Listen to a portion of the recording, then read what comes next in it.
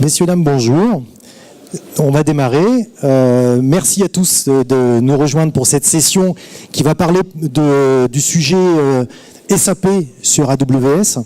Et surtout, ce qui est peut-être plus important que le titre, c'est le sous-titre, à savoir comment accélérer le temps des projets SAP HANA.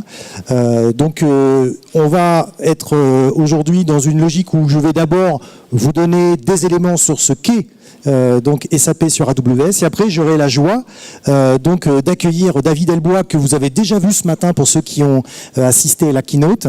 Donc cette fois-ci, il va rentrer un peu plus dans le détail de ce qu'est SAP sur AWS dans le contexte Decathlon. Pour ma part, donc je m'appelle Philippe Desmaisons, donc je suis responsable de l'équipe des architectes solutions au sein de la structure partenaire, et donc j'ai eu la joie et l'honneur d'accompagner déjà depuis pas mal d'années Decathlon dans leur approche SAP sur AWS.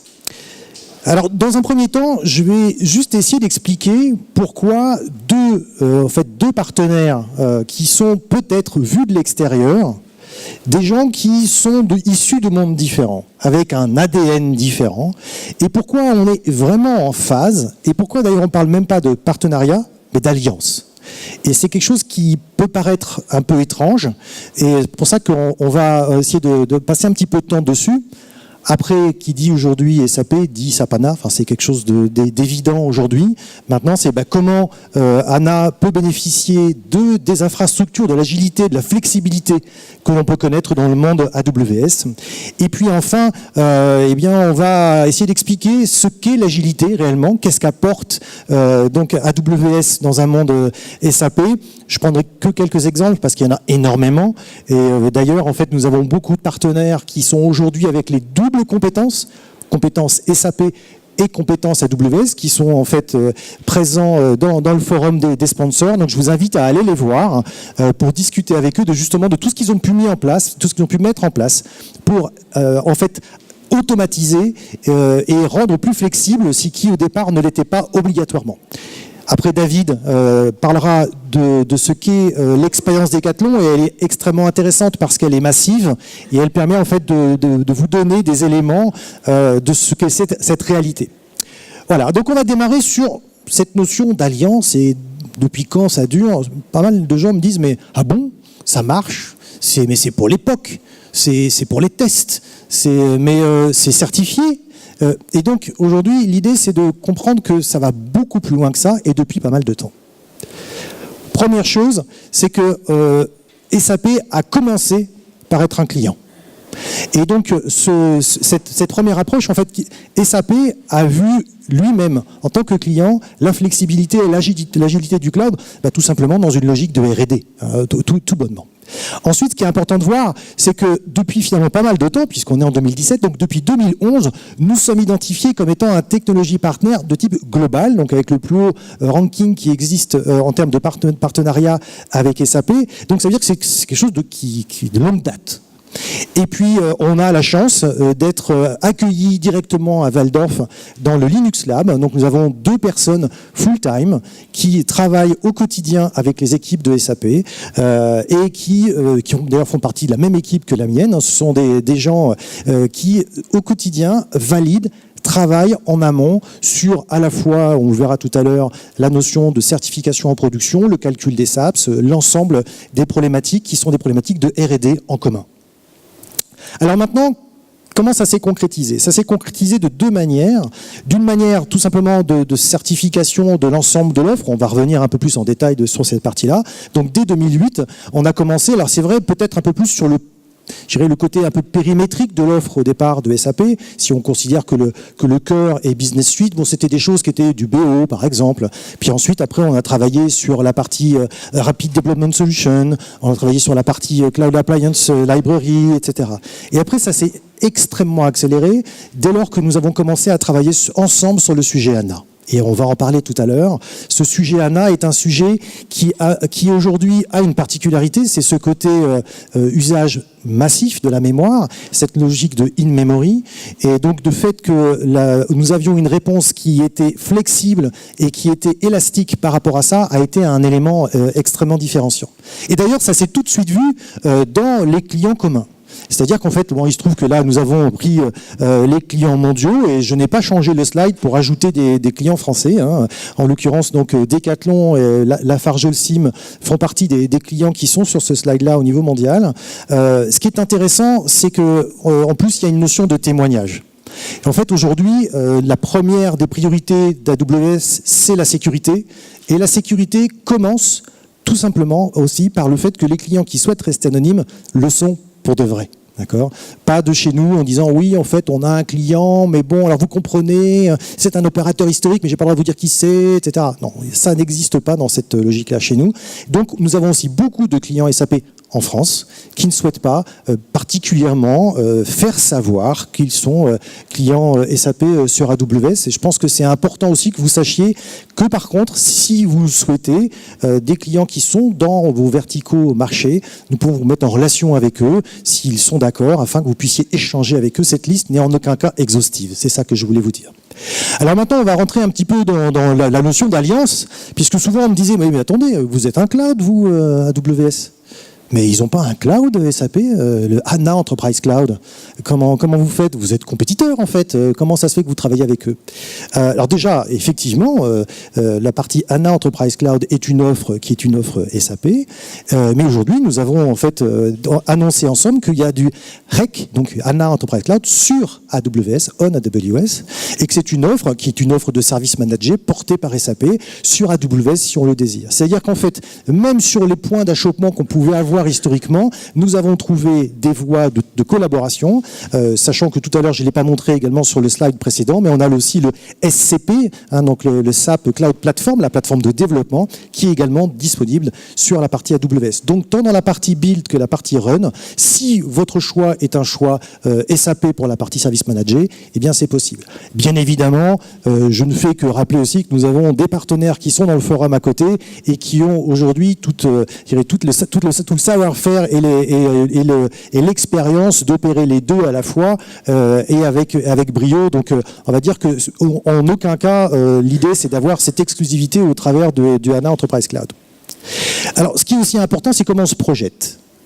Et donc, c'est rare qu'on propose des roadmaps et qu'on montre des choses, surtout chez AWS, non pas parce qu'on n'aime pas montrer les choses qui vont venir, mais tout simplement parce que c'est toujours difficile, alors que nous proposons que des solutions en production qui sont robustes et qui sont viables dans la durée, d'arriver à annoncer des dates. Cela dit, dans la collaboration que nous avons en fait avec SAP, c'est une collaboration à 3 étages, la partie IaaS, la partie PaaS et la partie SaaS aussi également. Donc ce qui est intéressant de voir, c'est que nous englobons en fait l'ensemble de l'offre de SAP et nous avons aussi des très belles choses sur la partie Hybris en commun, avec des Hybris qui peuvent par exemple bénéficier des solutions de base de données d'AWS par exemple. Et là je vais revenir bien évidemment aussi sur les annonces qui concernent la partie HANA en termes de taille de machines au travers des machines HANA. Alors, première des choses qu'il faut bien avoir en tête, c'est qu'aujourd'hui, on ne peut pas considérer le cloud AWS comme étant juste un endroit où on peut démarrer pour du développement, du test, etc. David pourra en témoigner tout à l'heure et il expliquera en fait quelle est notre approche. Notre approche, notre volonté, c'est de pouvoir vous offrir une solution qui soit viable, de la première minute du développement jusqu'à un déploiement en production massif. Donc après, libre à vous de faire en sorte que chacun des environnements soit ou pas sur AWS, mais cette possibilité-là, elle existe et elle est disponible. Et sur les solutions majeures aujourd'hui du portfolio SAP, que ce soit sur la partie purement historiquement Business Suite, mais après évidemment S4, BW4, ce qui peut être important aussi de dire, c'est quand SAP a annoncé la disponibilité de BW4, ils nous ont invités à monter sur scène avec eux, puisque le premier client de BW4 au monde l'était sur AWS. Donc, on est vraiment dans une dynamique, y compris sur les nouveaux produits, mais nativement. C'est-à-dire qu'en fait, le premier client était un client qui était sur AWS. En termes de plateforme, évidemment, nous supportons les OS majeurs du marché, les bases de données également, et dans la partie de Hybris Commerce, également aussi la base de données Aurora, dont Adrian Cockcroft a parlé ce matin en keynote. Alors maintenant, le nerf de la guerre, c'est qu'est-ce qui est supporté ? Et puis souvent on nous dit, mais en fait, aujourd'hui j'utilise le SAP Sizer, en fait ça me donne des SAPs. Donc comment je fais dans le monde AWS ? Comme d'habitude en fait. comme d'habitude, nous avons effectivement aujourd'hui plus d'une vingtaine d'instances qui sont supportées, certifiées. Alors en fait c'est simple, hein. Vous avez juste à retenir ce chiffre-là par cœur, donc les 165, 60, 99, c'est la SAPNOTE, la note OSS dans laquelle il y a l'ensemble des choses qui sont certifiées et elles changent souvent. D'accord, donc c'est toujours la même, c'est ça qui est bien. Donc en fait, on a juste ce numéro à se rappeler et on va voir les différents éléments qui changent, et ça change très régulièrement, tant dans la partie de ce qui est supporté avec ANA, que vous voyez en haut à droite de l'écran. En fait, aujourd'hui, on a quand même une belle panoplie puisqu'on part de 244 gigas de mémoire jusqu'aux 4 Tera aujourd'hui, sachant que nous avons effectivement annoncé, on le verra tout à l'heure, des dimensions supérieures par rapport aux 4 Tera. Ce qui est intéressant, c'est qu'on travaille également en single node, mais aussi en multinode dès lors qu'on va travailler dans la partie OLAP par rapport à de l'OLTP. Donc aujourd'hui, cette offre-là, elle vous permet d'arriver à dimensionner tel que vous le faites habituellement par rapport à des SAPS et avec des machines ANA qui sont certifiées en production. Évidemment, dans les environnements qui ne sont pas en production, vous êtes libre d'utiliser d'autres types de taille de machines, en termes de taille mémoire par exemple, pour des environnements de développement. Alors, ce que je pense qui est intéressant quand même de souligner, c'est que dans le monde SAP, il y a quand même des particularités de qui fait quoi en termes d'interlocuteurs. Et je vais encore souligner l'importance des partenaires. Donc, dans le cadre de la partie Decathlon, effectivement, c'est le client lui-même qui a apporté la notion de build et de run des environnements. Aujourd'hui, nous avons la responsabilité, en termes de responsabilité partagée, de l'infrastructure. Cette infrastructure, elle met à disposition, via API, des ressources qui sont utilisables, en fait, qu'on l'a vu ce matin, à la seconde en termes de paiement, ce qui est intéressant puisque ça vous permet de travailler sur des environnements qui vont vivre et mourir au fur et à mesure de besoins. Alors évidemment, l'environnement de production, il n'a pas vocation à mourir, mais par contre, des environnements de développement, des environnements de formation, des environnements de pré-production, des environnements de user acceptance test, donc tous ces éléments-là, peut-être ont vocation à vivre et mourir, et donc à être utilisés uniquement sur des périodes de temps extrêmement limitées. Ce qui est intéressant, c'est qu'effectivement, donc nous, on va être dans du as a service. Et après, il y a deux types d'approches dans les services managés. Il y a la partie purement OS, patching, sécurité, l'ensemble de la mise à disposition de l'infrastructure. Puis après, la partie BC, la partie Basis, qui, elle, est en fait spécialisée dans la partie SAP. Vous avez des partenaires qui vont faire que la partie verte, des partenaires qui vont faire que la partie grise, des partenaires qui vont faire les deux. Et en fait, ces deux approches-là peuvent être aussi gérées par le client s'il le souhaite. Et donc David expliquera en fait aussi la progressivité dans la façon dont ils ont travaillé par rapport à ça. Alors, ANA sur AWS. Ce qui est important de voir, c'est que, comme l'a très bien indiqué David ce matin, puisque vous avez démarré très tôt, donc dès 2012, c'est qu'au départ, nous n'avions pas effectivement les solutions dont vous avez besoin aujourd'hui. Donc, quand nous avons démarré en 2015, nous avions en fait finalement des tailles qui permettaient, pour des machines de développement à l'époque, pour Decathlon par exemple, c'est-à-dire que la taille des machines ANA n'allait pas au-delà de 244 gigas. C'était un début, c'était bien, mais il est clair que ça ne pouvait pas correspondre, du moins dans la partie purement single node, à des besoins assez massifs. Sur la partie purement BW, dès lors qu'on était effectivement sur la partie scale-out, eh bien, on pouvait monter jusqu'à 4 Tera. Donc effectivement, nos premiers succès l'ont été plus dans un monde BW que dans un monde pur OLTP. Et puis petit à petit, l'offre s'est extrêmement étayée, et d'ailleurs Decathlon nous a accompagnés au fur et à mesure de nos déploiements, a même été d'ailleurs extrêmement actif aussi dans la création et la définition du besoin. Et donc aujourd'hui, en 2017, à l'heure où je vous parle, nous sommes sur une logique où nous avons donc des nœuds dans la partie purement single node, donc jusqu'à 4 Teraoctets. Par contre, dès lors qu'on travaille en scale-out, nous allons jusqu'à 34 Tera en BW. Donc ce qui est intéressant, c'est effectivement maintenant on peut commencer à adresser des spectres qui sont très larges, et par contre aussi on n'arrête pas, on est encore en bon chemin, puisque nous avons annoncé que courant 2018, nous aurions dans un premier temps des machines 8 Teraoctets de données, puis ensuite 16. Donc là, on va commencer à travailler sur un spectre qui nous permet de travailler sur des projets de plus en plus gros et qui vont nous permettre d'accompagner les clients vers ce fameux passage du to ANA en 2025. 2025 dans le temps SAP, c'est demain. Donc l'idée maintenant, c'est de faire en sorte que nous puissions accompagner les clients pour que le temps de mise à disposition de l'infrastructure soit accéléré pour que les clients puissent aller plus vite, plus loin, plus fort avec la partie HANA. Alors, ce qui avant se faisait dans le monde purement on-prem avec le hardware vendeur qui amenait la machine HANA, puisque c'est une appliance hardware au départ, eh bien c'était fait en usine. Donc, la machine était livrée avec du HANA préinstallé sur le hardware. Là, on est dans une logique où en fait, eh bien, cette usine, elle est faite en live. C'est-à-dire que pour pouvoir avoir votre modèle d'image, en moins d'une heure, vous avez votre modèle d'image qui va être fait par des scripts qui ont été validés, bien évidemment, conjointement avec SAP.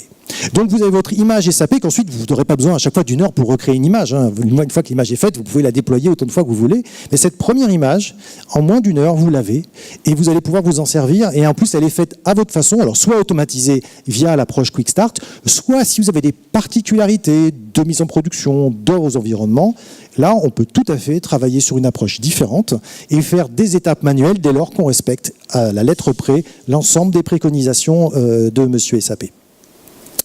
Alors, ce slide-là, j'avoue que donc nous avons fait des webinaires avec Jacques Joigny, ici présent de SAP, et c'est plus lui qui parlait sur ce slide-là, mais il m'apparaissait intéressant de le remettre dans cette présentation, puisqu'en fait, c'est vraiment une approche commune que nous avons.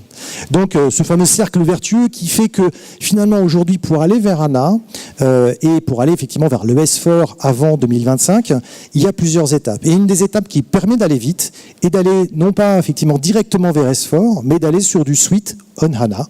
Donc le suite on HANA, c'est je garde mon ECC, mais cette fois-ci, ma base de données classique, le NIDB, je vais aller directement sur la case HANA et travailler sur une approche intermédiaire. Donc on va travailler sur un go live le plus rapide possible, donc sur du suite on HANA, l'optimiser, prendre en main les environnements et qu'est-ce que ça veut dire que opérer du HANA au quotidien.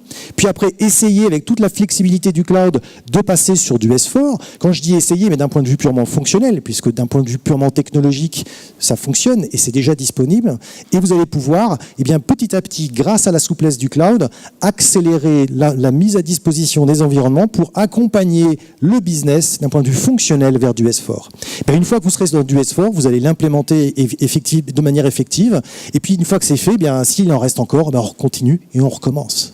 Donc, ce cercle vertueux, en fait, on a à la fois, j'irais, dans l'approche, la même démarche que l'on a au quotidien sur de la migration. Simplement, en plus, c'est un marché qui est extrêmement codifié, qui est extrêmement validé, certifié en commun avec SAP et qui nous a permis, en fait, de travailler sur une mise à disposition de chemins de migration identifiés, certifiés, validés. Et donc c'est la valeur ajoutée de nos partenaires aujourd'hui qui ont justement, en fonction de là où vous venez, est-ce que vous venez effectivement depuis NIDB vers du suite on HANA sur AWS, ou est-ce qu'en fait vous êtes sur une nouvelle installation de HANA. Donc l'idée en fait c'est de travailler sur les bons mécanismes qui correspondent à votre business case, ces différentes approches. Ce qui est intéressant d'ailleurs c'est la toute dernière, la fameuse DMO, puisque cette approche-là, elle a été étudiée dans une validation, et on va en parler tout de suite, pour le cloud. Alors comment on migre réellement aujourd'hui? Eh bien, il se trouve que SAP s'est penché avec nous sur le sujet, et ce que je présente ici est un slide SAP. D'accord? D'ailleurs, le copyright, il est marqué ici, voilà, c'est pas nous. Ce qui est intéressant, c'est que cette offre-là n'est pas non plus une offre AWS, c'est une offre SAP. Cette offre, elle s'appelle donc la partie Fast Start, mais grosso modo, le programme Fast, il s'appelle le Rapid Migration Test Programme. Quel est l'objectif, en fait? Quand on dit test, c'est tester S4. Par contre, c'est d'arriver à faire que, à chacune des étapes, on aille vite pour pouvoir justement passer du temps sur la partie expérience et transforme. C'est-à-dire cette partie qui va nécessiter un travail purement business. C'est donc d'aller vite en fait sur ces premières étapes-là. Donc, on voit bien que c'est un programme qui est porté par SAP puisqu'on est dans une logique ici où en fait c'est SAP qui sponsorise en fait l'approche d'un point de vue purement agilité en termes de licence, en termes d'efforts de la partie vente. Et ensuite, effectivement, il y a une partie qui est purement chez le client, puisque ce client-là doit travailler dans une mise à disposition de l'infrastructure dans un environnement cloud. Et une fois qu'il est dans le cloud sur du suite on HANA, eh bien à ce moment-là, on a tout loisir de travailler sur les étapes de mise à disposition des modules qui vont bien dans la partie S4. Donc, ce programme-là, en fait, a été déjà décliné à de nombreuses reprises. Un des clients s'appelle Zappos. Donc, pourquoi cet exemple-là, il est intéressant? Parce qu'à la limite, que ce soit Zappos ou un autre, ce qui est plus intéressant, c'est la taille de la base dont on parle, en fait. Alors, même si la taille de la base n'est pas dévoilée, en fait, la taille de la base correspond à peu près à 90% dans la partie globale des clients SAP en termes de taille de base. C'est-à-dire qu'en fait, cette taille de base, eh bien, on est inférieur ou à peu près au même type de niveau de taille de base sur 90% de la base installée de SAP. Donc, ça veut dire qu'effectivement, les plus gros clients ne peuvent pas avoir cette approche qui est une approche de bout en bout, mais l'idée, c'était de dire, j'ai une base qui est de l'ECC en production sur de l'Oracle.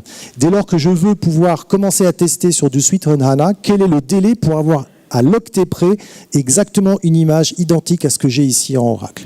Et ça se fait par le programme Rapid Migration Test Programme. Et donc, on va travailler sur, ici, en fait, il n'y a pas de secret, hein, on va travailler sur ce qu'on appelle le fameux DMO, qui a l'énorme avantage de ne pas nécessiter une certification de la partie OSDB Migration. Et donc, on va travailler sur une logique où on va exporter via le DMO, on va travailler sur la partie System Move du DMO, et ensuite pouvoir directement créer nativement la base ANA de l'autre côté. Ça permet d'aller vite, et ça permet de tout de suite mettre un pied sur la partie ANA et de travailler en expertise avec le client. Alors bien sûr, là on est dans le meilleur des mondes, hein, donc 29 heures, etc. Il y a un devoir de réalité qui fait que tout ne va pas se passer comme ça. Par contre, ce qui est intéressant, c'est de voir que, 1, les outils sont là, 2, il y a déjà des expériences qui ont été faites, 3, il y a un savoir-faire pour accompagner les clients, pour aller finalement dans un délai extrêmement raisonnable sur du Suite on HANA, qui est finalement la porte d'entrée la plus simple, la plus safe, pour aller en fait vers du S4 par la suite. Alors, depuis tout à l'heure, je parle d'agilité.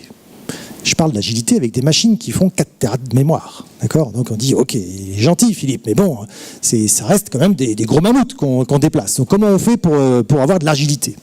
Alors, en fait, la première des agilités, elle est tout simplement sur la durée du projet. Je préfère le rappeler parce que je pense que c'est important, puisque historiquement, dans le mode on-prem, on travaille tout de suite, dès qu'on commence finalement à dire, ça y est, on a choisi, on a fait l'appel d'offres, le hardware vendeur, il est choisi, et on va travailler, là, on commande les machines, et puis on a signé le chèque, ils nous ont fait X% de discount, et il y a le camion qui arrive avec toutes les machines, il faut les mettre dans un data center. Généralement, les machines qui arrivent, et les cartons qui sont à l'accueil, en fait, c'est la target, c'est la cible du projet.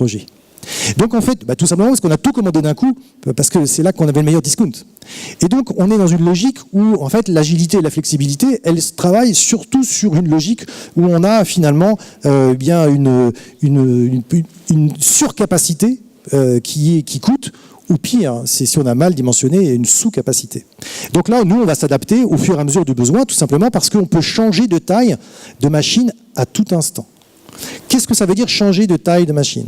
Au départ, je travaille sur une machine qui est toute petite, elle va faire 244 Go de mémoire par exemple, et puis dès lors que je veux en avoir une de 4 Tera pour voir ce que ça donne pour de vrai, j'ai juste faire soit je fais une copie de ma machine et j'en démarre une de 4 Tera à côté, soit la même, j'ai juste à l'arrêter et la redémarrer. Alors pourquoi ici on a marqué 1 heure ?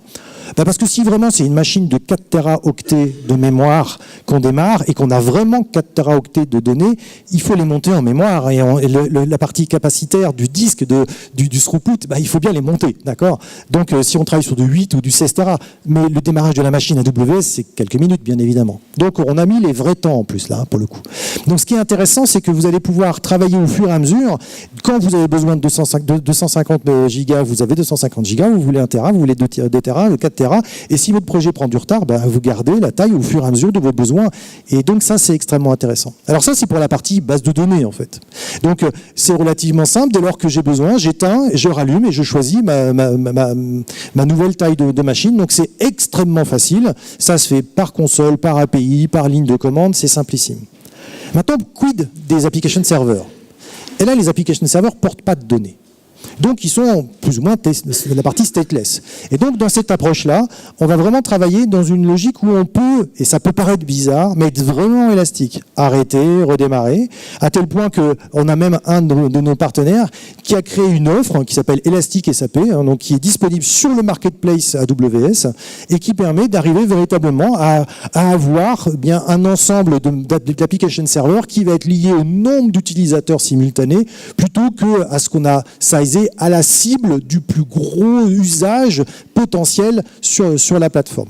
Donc, on est dans une logique où également sur cette partie-là, on gagne en élasticité. Donc, je pense que le plus simple dans une approche aujourd'hui qui est de démonstration de ce qu'est SAP sur AWS, c'est de laisser parler les clients. Donc, je vais demander à David de venir prendre le micro, qui a un problème de voix et qui va essayer donc de faire dans un dernier souffle de partager avec vous son expérience. Merci Philippe. Effectivement, donc petit problème technique avec la gorge, je vais faire de mon mieux. Merci d'être indulgent. Voilà, donc on va refaire un petit historique, un peu comme ce matin à la keynote. On a démarré l'aventure SAP HANA avec un premier projet.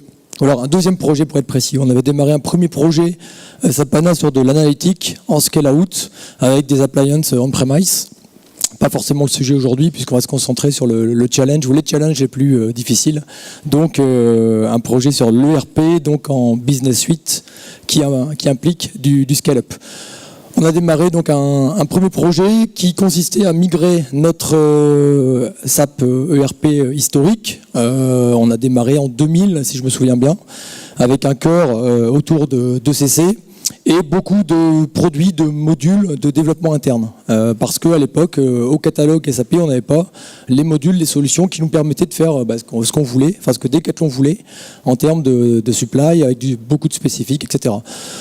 Il a fallu, pour continuer à travailler dans ce sens-là, trouver des solutions et donc upgrader notre version de SAP, mais aussi upgrader notre back-end base de données parce qu'on s'était retrouvé dans une situation de blocage en termes de performance. Il était très difficile de voir une porte de sortie.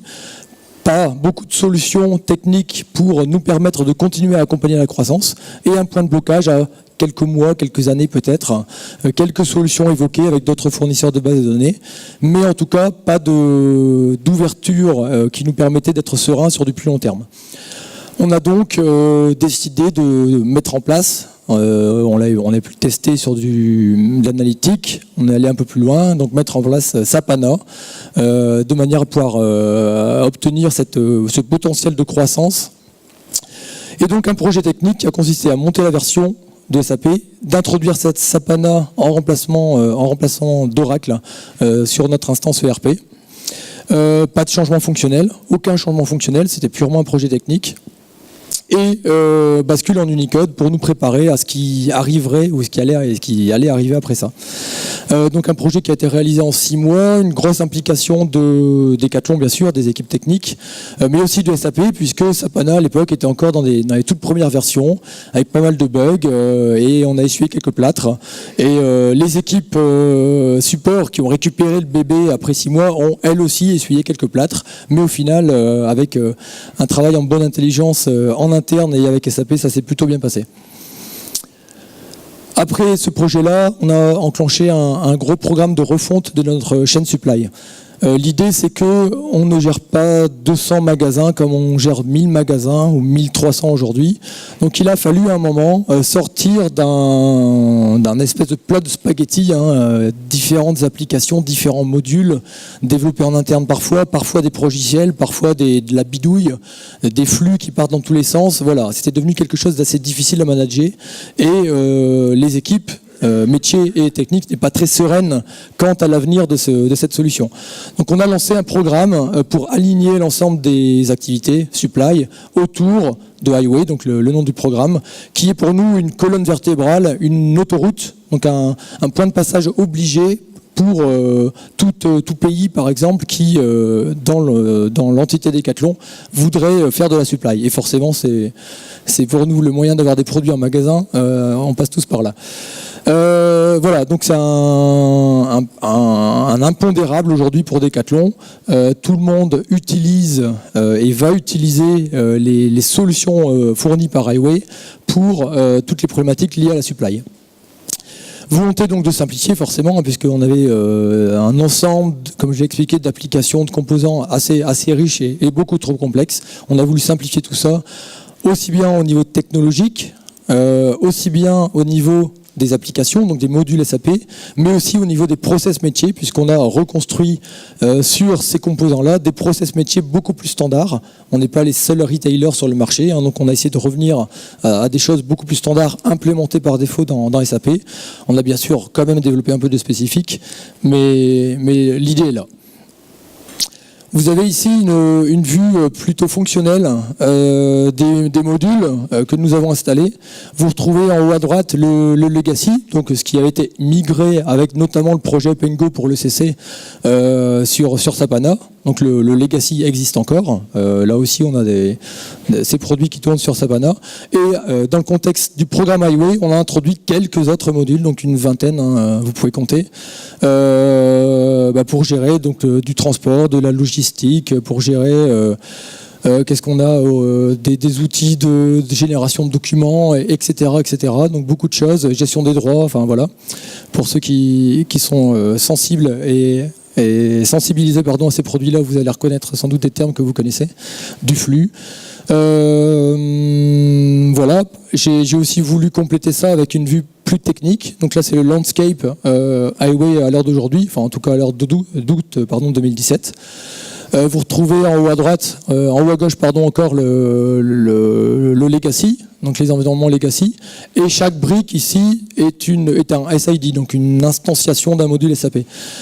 Chaque brique représente donc une stack complète avec une base de données ANA, des application servers, des frontaux, etc., des load balancers.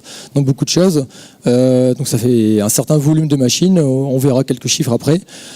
Pour expliquer en plus en détail la légende quand même, vous retrouvez en noir donc les environnements de bac à sable, en vert les environnements de développement, ensuite qualité, pré-production et production.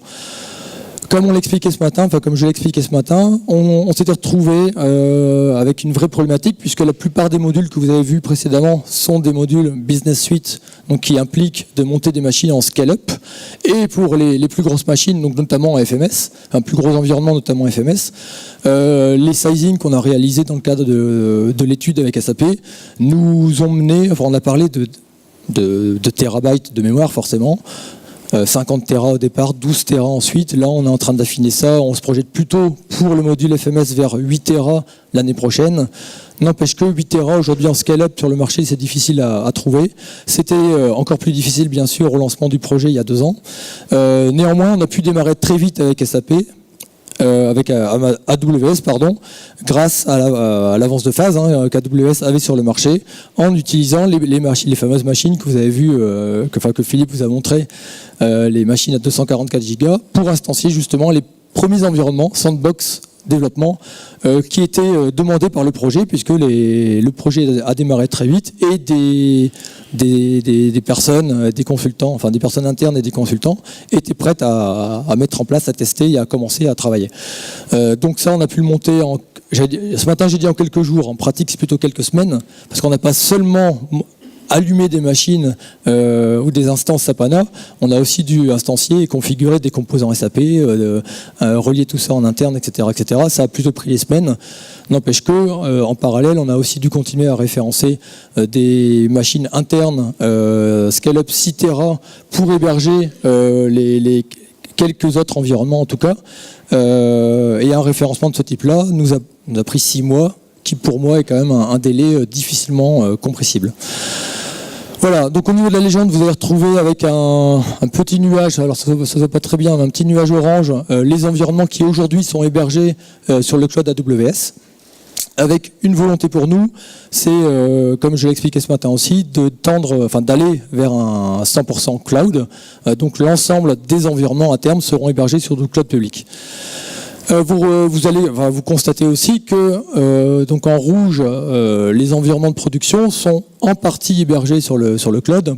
Comme le disait Philippe, le cloud Amazon, grâce à ses qualités, la performance, la disponibilité, la scalabilité, etc., etc. Enfin, je vous refais pas l'histoire du cloud public, permet d'héberger sans problème, en tout cas sans plus de problèmes qu'en interne, des environnements de production qui pour nous en plus ici sont assez critiques, puisque vous allez retrouver au milieu le module IWM qui est utilisé pour la logistique, et en pratique chez nous c'est quelque chose qui est utilisé par les opérateurs en entrepôt donc il scanne un colis, le message remonte en centrale et redescend pour déterminer où doit arriver le colis. Donc il y a un vrai interactif, un vrai contexte interactif. Si ça marche pas, c'est du chômage technique. Et à l'échelle de Decathlon, ça peut rapidement devenir compliqué. Néanmoins, voilà, on a choisi de manière très volontariste d'utiliser le cloud public, aussi parce que justement ces entrepôts sont répartis dans différents pays. Il y a une notion de temps de réponse liée à la latence réseau, etc. C'était difficilement envisageable d'implémenter ce type de solution centralisée uniquement en France, en pure centralisée, sachant qu'on venait d'une solution plutôt AS400, donc très locale, spécifique à chaque entrepôt. Donc il y a eu une vraie rupture technologique aussi pour nous, et un peu de travail pour arriver à nos fins. Voilà, donc on a encore beaucoup de choses à implémenter forcément, puisque c'est un gros programme qui mobilise à peu près 200 personnes depuis 2014. On est encore en cours d'implémentation de certains modules, et l'année de déploiement sera plutôt pour nous 2019, enfin de généralisation en tout cas. Pour terminer, en quelques chiffres, donc ce landscape là, ça représente 529 instances. Vous allez retrouver les chiffres, par exemple le nombre de corps, 10 000 et quelques corps, plus 1700 à peu près au global. Donc 10 000 sur du on-premise aujourd'hui, 1700 sur AWS, 100% en A, puisque c'est un parti pris technologique très fort qu'on a initié dès le lancement du projet. Une cible d'atteindre 100% du cloud à moyen terme, enfin 100% d'hébergement dans le cloud à moyen terme. On en est à 40% aujourd'hui. 513 Tera de stockage disque, 3 régions AWS utilisées pour héberger ces différents modules. Je pense que j'ai fait le tour.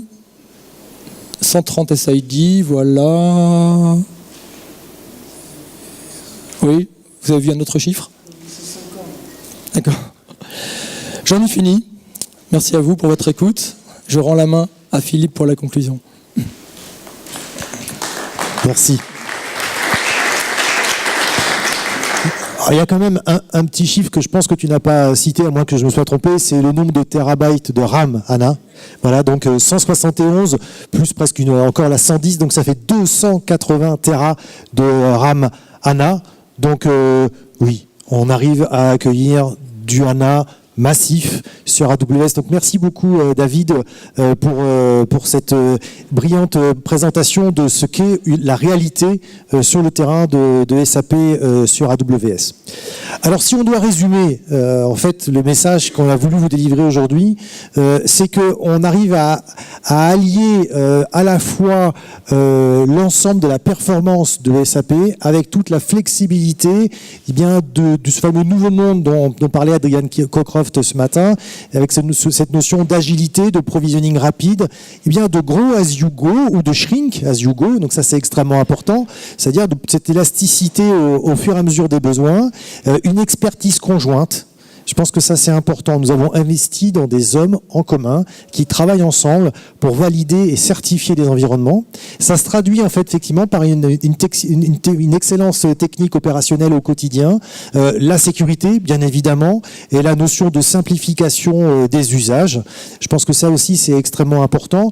Ce matin les gens de chez Veolia expliquaient qu'en fait ils étaient allés voir les gens du business en leur donnant voilà, le champ des possibles change maintenant, donc le champ des possibles, ne vous limitez pas à ce qui était possible auparavant, allez plus loin et parce que c'est beaucoup plus simple.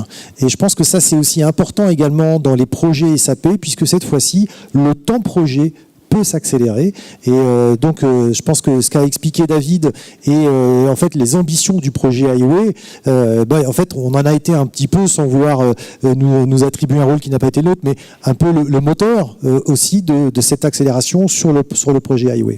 Et puis au final, l'idée aussi c'est que dès lors qu'on change ses habitudes et qu'on ne travaille pas sur à la fois des environnements qu'on taille au maximum dès le premier jour, que dès lors qu'on va commencer à dire je n'ai pas besoin d'avoir 6 environnements à côté piloter par rapport à un environnement de production à l'identique pour la partie sandbox, la partie développement, la partie pré-production et ainsi de suite, et que je travaille sur une mise à disposition au fur et à mesure des besoins, et effectivement, là, eh bien, j'ai vraiment une logique de tarif qui va être très peu cher.